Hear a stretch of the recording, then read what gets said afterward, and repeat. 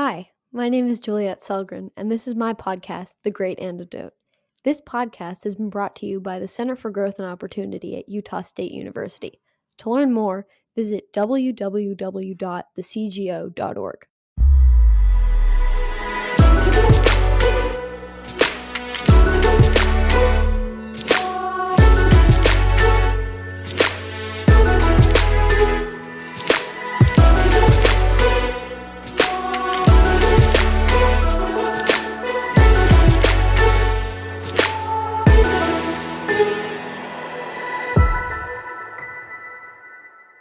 It is my honor to talk to Andrea O'Sullivan today.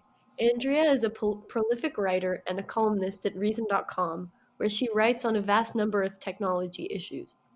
She is the director of the Center for Technology and Innovation at the James Madison Institute, a job that I think you're just starting, right? Yeah, it's actually to be started. Monday is my first day, but I think we're safe to use that title because I think by the time this comes out, I might already be there. Yeah, well, congrats on that. Today we're going to be talking about Bitcoin, but I'm already telling all my viewers I'm definitely going to try to have you back on to talk about other issues like privacy and the war against big tech soon. So, Oh, great. Yeah, I'd love to be back. So before I start, I want to ask you a question that I ask all of my guests. What is the most important thing that people my age or in my generation should know that we don't? Sure. So first of all, that's a great question. And I thought a little bit about this, and I think probably the most practical thing you guys should know, which is something that every generation should know, is compound interest, right? Or the logic of compounding generally. So there's the classic kind of thought experiment where you ask somebody, would you rather have $100,000 right now or one penny that doubles every day for a month? Right? And if you're like me, the first thing you think is, wow, $100,000 is like a ton of money. I'd love to have that right now. I'll put it all in Bitcoin, right? You know, that just, you see that big number and you think, let's do that. And you think about the penny doubling, you're like, what, after 30 days, what is that? Like $17 in change. But actually, when you sit down and do the math, that one penny doubling turns out to be somewhere well over 100 or not 100, sorry, $10 million, right? Like some far greater sum by several factors of 10 than the $100,000. And the reason is that it is actually a geometric sequence. We tend to think linearly, which is why when you first hear about the penny, you think it's not going to be that much money. But because that number is growing on itself exponentially, it very quickly shoots up in the exponent into, towards infinity. It just grows and grows and grows. So the implication of that, why does that matter? Well, right now we're going through the coronavirus crisis. So obviously there's an application there in terms of how these things spread, but more relevant to your long-term life, that kind of tells you why it's so important to save right now. When you're young is when well, at least me, when I put it on myself, it's when you're more likely to, want to just have fun today and kind of not think about tomorrow. But that's when you have the greatest benefits from saving money. That's going to pay the longest lifetime dividends. So I highly recommend young people. I wish I took this advice sooner to heart. Understand compounding and save money as soon as you can. I love that answer. It's so unique and very applicable. I don't know. It's great. I mean, I definitely am going to take your advice. I've always kind of known about it, but I never really thought of its importance, I guess, because I'm young. But well, I will definitely. it's lame, right? Like no one wants to think about saving money, and the benefits are so far in advance. But like you're still going to be you in the future, and wouldn't you rather be rich? I would. So you make yourself a little less well off now to make yourself much, much, much more well off in the future. And when you said applicable, I said yes, not because I thought that was like so brilliant, but it's applicable to today's conversation about Bitcoin, which is a money and a savings technology. So that could be one good way for people to do that. Yeah, I mean I don't know. I like your answer. Let's talk about Bitcoin. You were an early adopter, and More importantly than that, you're one of the first scholars to write about this decentralized digital currency. Can you tell us what you think is great about Bitcoin and other cryptocurrencies? Sure. So I'll put my cards on the table right away. I consider myself to be a Bitcoin maximalist, which means that I tend to think that compared to most other cryptocurrencies, it's still the best. I think there are special purpose cryptocurrencies, specifically privacy coins, that offer their own unique value propositions. But for the most part, I do study and I'm the most interested in Bitcoin. So that's my bias, just right off the bat. So why do I like it? So I guess I should talk about how I got into it. I was an economics major right after the financial crash, and I'm somebody who's libertarian leaning. So I've always kind of been interested in monetary policy, some of the problems with monetary policy, and the incentives that like the structure of central banks lend themselves to. And therefore, I'm interested in alternatives to that. And so, out of the kind of chaos of this unprecedented monetary event where you had the Fed buying all kinds of crazy assets and governments bailing out industries, here comes Bitcoin. My husband is actually the one who found it randomly, and it was a very, very kind of small little project. Uh, wasn't worth much at all, but it was immediately appealing to us because it's like, wow, here's a functioning technology that is a working alternative to government created monies. What was so interesting about it, because anyone can go online and say, like, here's an Andrea buck, I can create a file and send it to you and then say, here, accept this Andrea bucks for, whatever goods and services. The problem that any kind of digital currency faced before Bitcoin was one of how do you enforce scarcity, right? What's going to stop somebody from just like copying and pasting that Andrea buck and inflating the value away? Nobody wants to accept Andrea bucks. Who cares about that, right? So, maybe you could do this with a central authority, right? Somebody who has a big Excel file of all the Andrea bucks that have been created and where they go to. You can maybe assign a little like serial number to it and track it. So you can enforce scarcity that way. But the downside to that is it's a surveillance system, right? You have to know everything about everyone's accounts and where they're sending money to. And, you have to make sure that they're not copying it. It's a big mess. What Bitcoin did was it allowed an online currency with enforceable scarcity without the need for a central party for the first time. This was called the double spending problem, by the way. It was a long-standing problem in computer science for decades. Since the 60s and 70s, people have been noodling this over. So what Bitcoin did, what Satoshi Nakamoto, which is the name of the person or people who created Bitcoin, they found a way to, instead of having that one person with a spreadsheet in the center trying to track everything, you have computers all around the world that are running the code. And in doing so, it forces their computing power in a way that basically you can send money to anyone without needing the person in the middle, right? Just to kind of like skip through all the complicated computer science. And it does it in such a way that you can verify, right? You don't need to trust the network, but you can at any time look at the train of transactions and verify, yes, that is where it's supposed to go.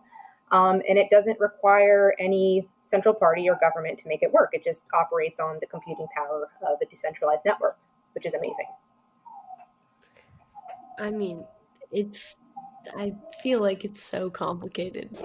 That's what I keep trying to like look into it a ton and understand every little technical part of it, but I just can't. It's so complicated. But I think that's a good explanation. So you mentioned Satoshi Nakamoto, and I don't want to take you down this giant rabbit hole of like conspiracy theories, but what do we know about him or about them if it's Mm-hmm. multiple people? So we know what he was influenced by, right? So there was a handful of like really smart people working on this for a long time, like single-mindedly, right? They had an intense like passion for solving this problem. So one of them is a man named Adam Back. He developed a protocol called Hashcash, which is a precursor to Bitcoin. And in fact, he's now in the Bitcoin world today, working for a company called Blockstream. So there was one development. There were two gentlemen by the names of Wei Dai and Nick Szabo. They both had their own kind of similar schemes putting together the tools of cryptography and like hash cash and proof of work. It was called B Money and Bit Gold. I forget which is which.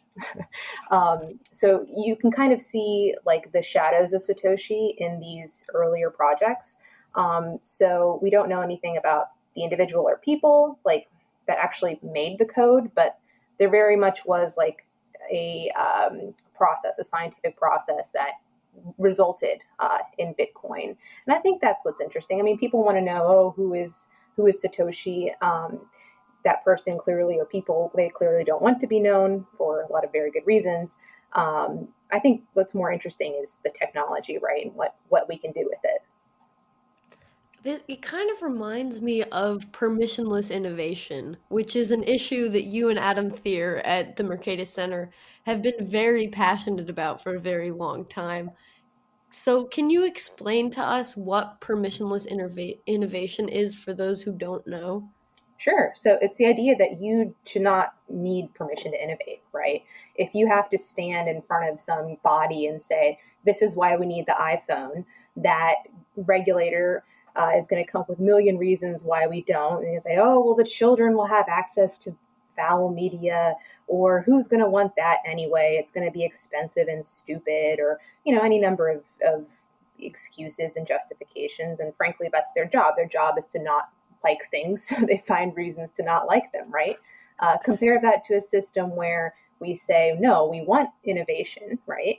You're free to innovate. And in fact, we want to talk with you and just kind of see where things are going. So, we don't want somebody innovating a world destroying bomb. It's not to say that there's no place for oversight, but it's that the general cultural attitude is one that embraces innovation because really great things come from it. And you're absolutely right. Bitcoin is permissionless innovation crystallized.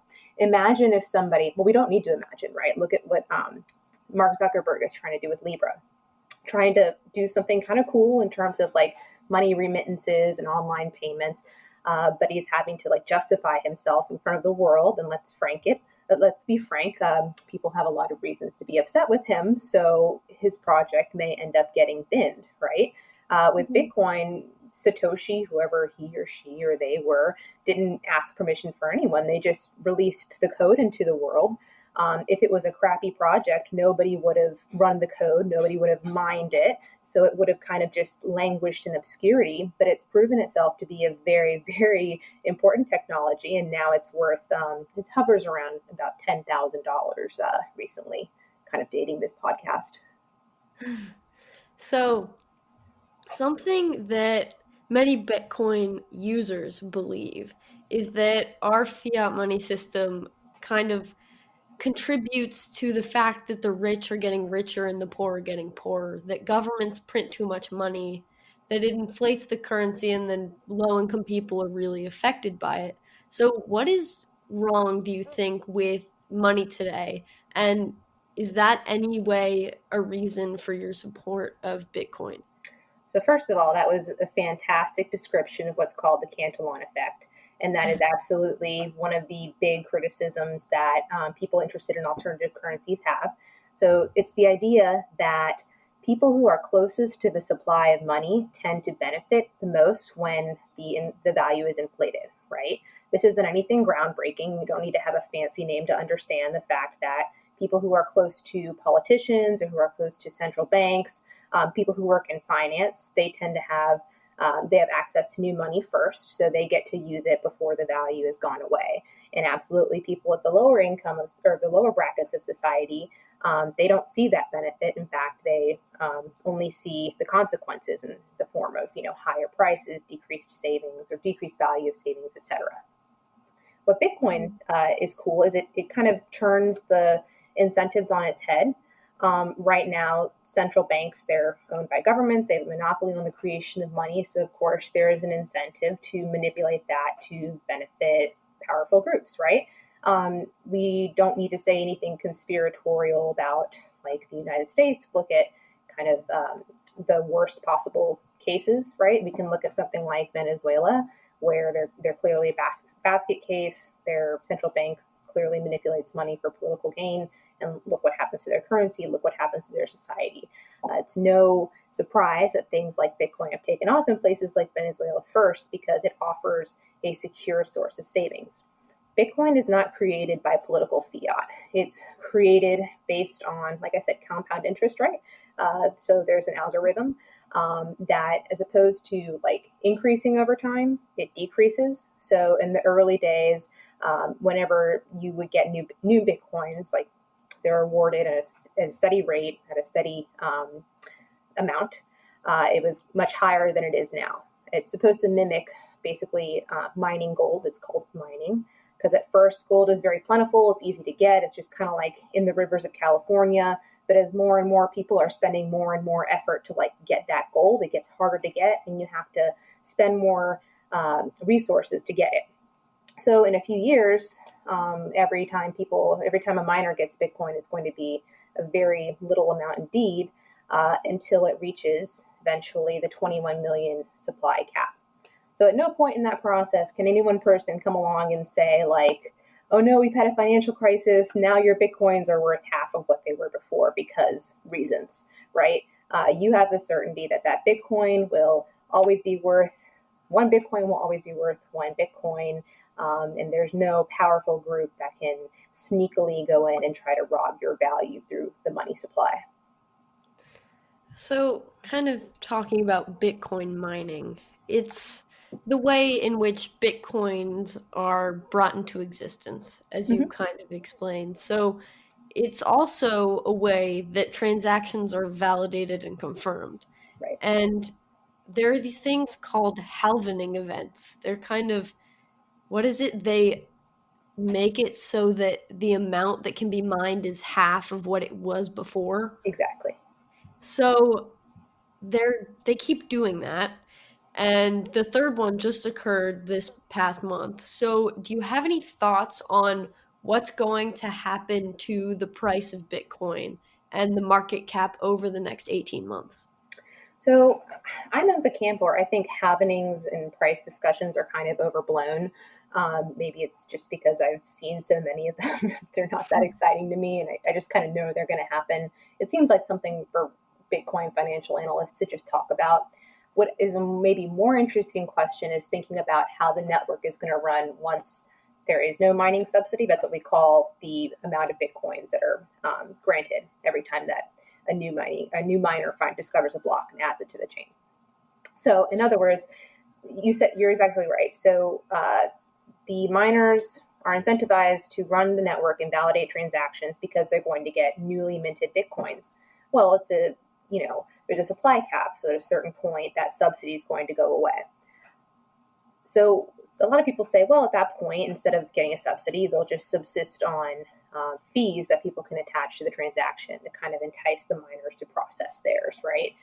Other people say, well, because of the economic structure, that's actually not going to be very good, and transactions will be just so expensive, and no one's going to want to do it. Other people say, well, to prevent that kind of Y2K type scenario, right, where there's like a catastrophe looming and we just don't know what to do about it, we can try to work on solutions above Bitcoin that work with Bitcoin to kind of make it more sustainable. So that's a very interesting debate. I don't have any specific insight to it. I'm of the camp that thinks that it's probably going to be okay, and we're probably going to find a solution. But that's certainly an unknown at this point. I mean, yeah. What do you think is going to happen when all the Bitcoin is mined? I think by that point, Bitcoin will be worth so much. I mean, I'm not going to lie, I'm forgetting the date by which it's supposed to happen off the top of my head. But I mean, in 10 years, we've seen a price of $10,000 when it just as easily could have been zero, right? It just as easily could have failed. And now we're seeing groups like Fidelity have like dedicated Bitcoin desks. Actually, just this week, Goldman Sachs came out and said Bitcoin is not an asset, and like caused all this debate within the community. Really was a lot of trolling of Goldman Sachs because they at one point had their own cryptocurrency desk. So it just kind of looks like sour grapes. My point being, there's a lot of money in it. There's a lot of smart money in it. So yeah, I think we'll figure out a good solution, and wherever we go, I'm pretty sure the price is going to go up. Yeah. So something I find interesting is the fact that so many people have over and over again predicted, and they continue to predict the end of cryptocurrency, of Bitcoin. So I feel like they're wrong because it hasn't happened yet. Right. And from the beginning, you've been on the front line warning people that they were too quick to declare this failure. Are you still confident in Bitcoin as much as you were back then? Oh, absolutely. There's this concept called the Lindy effect. So it's this idea that the longer that a technology has been around, the more likely it is to continue, just because it's proven itself to be so beneficial. That doesn't always hold, right? So, like the horse and buggy was around for a long time before it wasn't. Just not to say anything who's been around will never go. But I think that Bitcoin is an example of a technology that absolutely exhibits the Lindy effect. I think that the longer that it exists, the more it has proven its value proposition. That is, that it's a secure and censorship resistant store of value. So yeah, that makes more people more confident that it'll continue to do so. So it's nice to be able to say "I told you so." But there's this kind of funny website. It's called I think it's called Bitcoin Obituaries, 99 Obituaries. You might just Google it, but it has all of these people who have been just like drinking that haterade for the whole decade that it's been around, and everyone's so quick. It's like Bitcoin has reached $15. Here's why it's an unsustainable bubble. So it's kind of funny, and I mean, we laugh at them, but it is a totally kind of new paradigm onto which a lot of our contemporary assumptions don't neatly fit. So it's it's easy to be wrong about this. Let me put it that way. But it's a good thing that these people are wrong, because I think it's such a beneficial technology, and I think that once we adjust to it, we'll have a much better quality of kind of analysis. And even if Bitcoin over time stops being used or loses its value, I don't think that's going to happen. But if it happens, if Bitcoin somehow goes away, the technology won't go away, which is kind of the important part, right? Because then you can innovate on that. It's like the Napster of the money world. I don't know. Yeah, sure. Or you could say it's the BitTorrent, right? Because Napster was centralized and BitTorrent was peer to peer. But no, your analogy absolutely is accurate, I think. So now I kind of want to go through some of the common arguments against Bitcoin and cryptocurrencies, or the common misconceptions. So the first one is that Bitcoin and blockchain technology are the same thing. Right. So that's like saying that Apple and computers are the same thing, right? So blockchain is a type of technology. Bitcoin was the first blockchain technology. There's a lot of other cryptocurrencies, and there's some efforts to do like non-monetary blockchains. I personally don't think those make very much sense, because currency is very much at the heart of why a blockchain was designed. It's an incentive mechanism, and it's a little awkward to have a blockchain without that. A lot of the quote like enterprise blockchains or like non-monetary blockchains, what do they call it? Distributed ledger technologies. There's all these like corporate terms. A lot of those, really what they were describing was just like the need for an internal database. Like if you are Walmart, you don't need a trust minimizing technology, because you trust yourself ostensibly, right? So, Mhm. and I think that was kind of a buzzword right around like 2000, I don't know, 15 to 17. I think now people are kind of realizing that that doesn't make that much sense. But there is a distinction, and there's all kinds of different blockchains and cryptocurrencies. But Bitcoin is just the first, and in my opinion, the most important. So, another thing people say is that Bitcoin is basically like air because it's not backed by any assets like gold. Sure. I mean, it's backed by the network, right? Um, which you could say it's backed by time. I mentioned the Lindy effect, right? The longer that something's been around, the more likely it's going to continue. Bitcoin kind of builds on that because it literally uh, it uses time in the form of the blockchain as proof that like this is secure. You can look at the blockchain and verify it at any time. It's never been broken, and it ostensibly never will be broken. Yeah, it certainly has that value proposition. So, a lot of people talk about how Bitcoin is anonymous and how that's a problem because then it's like villainous. Like if you want to connect it to a villain or make it seem bad, you say that the villain was paid to commit the crime with Bitcoin. But Bitcoin isn't really anonymous, is it? No, it's pseudonymous. And in fact, it's funny whenever I hear the criticism that Bitcoin is anonymous, I just think about, well, within the Bitcoin community or the cryptocurrency community, the criticism is that Bitcoin is not anonymous. The criticism is that the blockchain is one big surveillance network, which it is. The difference is that, I mean, it's a surveillance network because every transaction is transparent and on the blockchain for all time, right? So if you decide to commit a crime using Bitcoin, evidence of that crime will always be there in the form of that entry in the ledger. And the cops can and do track that down. There are whole companies that are developed to help cops do that, to be able to do chain analysis. So where Bitcoin is good for privacy is that you can create as many addresses as you want. Obviously, if you keep sending between certain addresses, the cops will be able to tell, okay, this person talks to each other, they deal with each other a lot, so they might be connected. There's other tools you can use to kind of conceal your tracks. So you can do things to kind of conceal where the coins came from or where they're going. Those are called coin joins or stealth addresses, right? These are two different technologies. But then I mentioned earlier, there are specific cryptocurrencies that build these kinds of privacy technologies in from the very start. Two really interesting ones are Zcash and Monero. They achieve this in different ways. The kind of there's a tension there, though, right? So one of the nice things about Bitcoin is that you can verify the blockchain at any time. So you can do this to kind of audit. So let's say a company says they're holding Bitcoin, a bank, right? They're holding Bitcoin on behalf of their customers. You could theoretically be able to look into their wallet at any time and verify whether or not they actually have those Bitcoins, right? It's kind of a decentralized FDIC.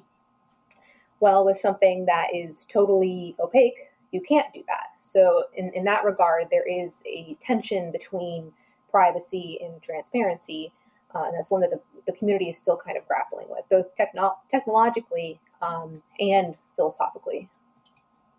So there's also the argument that Bitcoin isn't safe because Bitcoin is stolen all the time by hackers and people like that.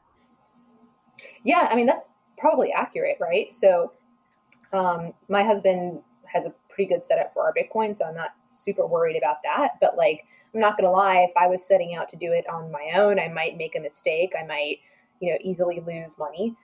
So what a lot of people like to do is they keep their money on a third-party exchange, like Coinbase is the biggest one. They've been around for a long time, and they're pretty good at what they do. The problem with that is you have to then trust Coinbase to hold your money, but also to not collaborate with governments, maybe, right?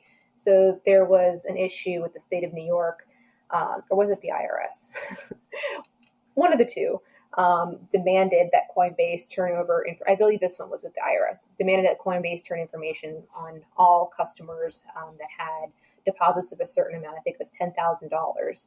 Right. This is called anti-money laundering, know your customer type regulations. So, in that situation, you're kind of like just using a typical bank. So you get the security, but then you lose some of the values of like sovereignty and being your own bank. So there's definitely a learning curve, and I'm not going to recommend anybody just like go out and put all their money in Bitcoin and not know how to secure it, because it's very important that you know what you're doing. I mean, I think that's for a lot of things. It's important to know what you're doing, That is but true. but I mean with money especially. So, another thing that I have heard about is that blockchain technology is good way. You kind of mentioned this with Venezuela and other stuff. Is that it is the best way for people in countries with corrupt governments to safely exchange titles, like property. So I wouldn't say that has been proven in terms of like using the blockchain to transfer property. There's this idea of smart property, right? Where you can either have a literal piece of property like a car with like a QR code that you then scan and it automatically will like make the payment for you to rent that car and then it unlocks it. So in other words, the method of enforcement is embedded in the property itself. That's an interesting theoretical concept. It hasn't been proven.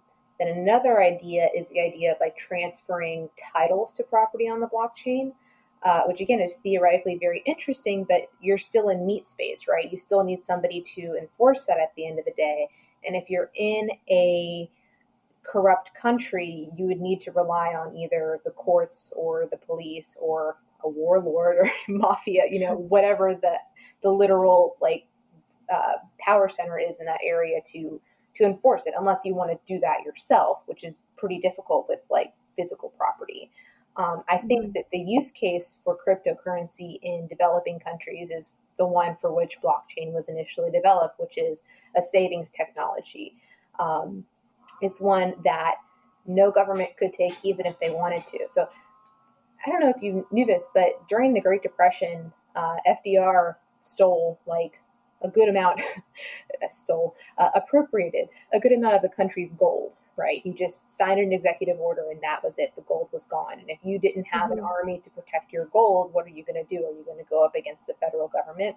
That kind of environment exists in countries like Venezuela, around the world today. With something like Bitcoin, you don't need to like have a vault and men with guns holding your gold.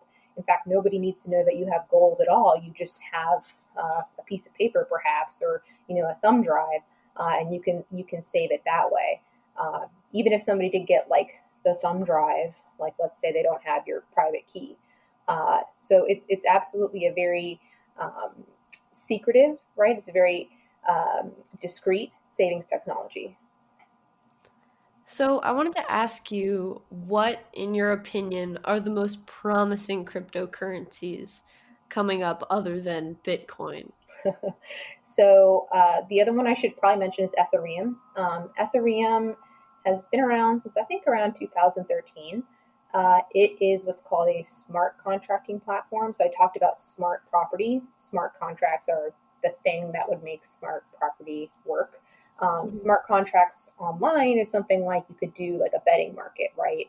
Where you write out a smart contract and you say, I think that the Dow will go up by, however many points by this date, and you make a bet on it. And if it goes up, it pays out, and if it goes down, you lose the money.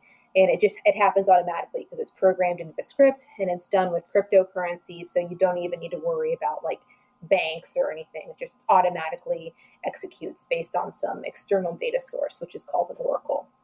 So Ethereum is custom built for that. It's not something I study too extensively, but it does have a unique value proposition. The other big area of interest for me, again, is privacy coins. So Zcash, Monero. There's other projects, but those are the two that I pay the most attention to. So, something I think of, something we've kind of, I mean, we talked about Venezuela a little bit, but there are about 4 billion people that live under authoritarian regimes in the world. So, I mean, that's a lot. And in addition to that, there are governments like the ones in Europe and in America that overspend and inflate currency, and they engage in surveillance and restrict individual rights, stuff like that. They invest in welfare and all this stuff.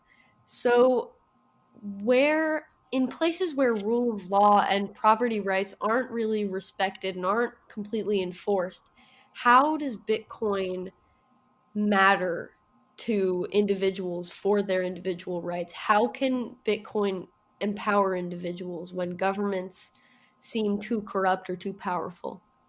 So yeah, so the obvious use case is they have some asset that they can purchase, and they can perhaps um, have, if they have family right from outside of the country, they can send them Bitcoin instead of having to go through like Western Union. So the remittances, right? That's an obvious use case.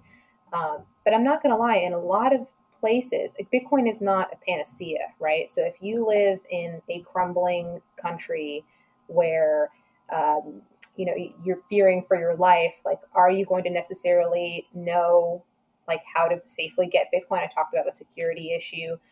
Do you have the on ramps to get into Bitcoin to begin with, right? I mean, this is all pretty complex stuff. So there are groups that are like dedicated to helping people in these situations safely access cryptocurrencies, safely access remittances through cryptocurrency, and they do fantastic work, but there's still a lot more to be done.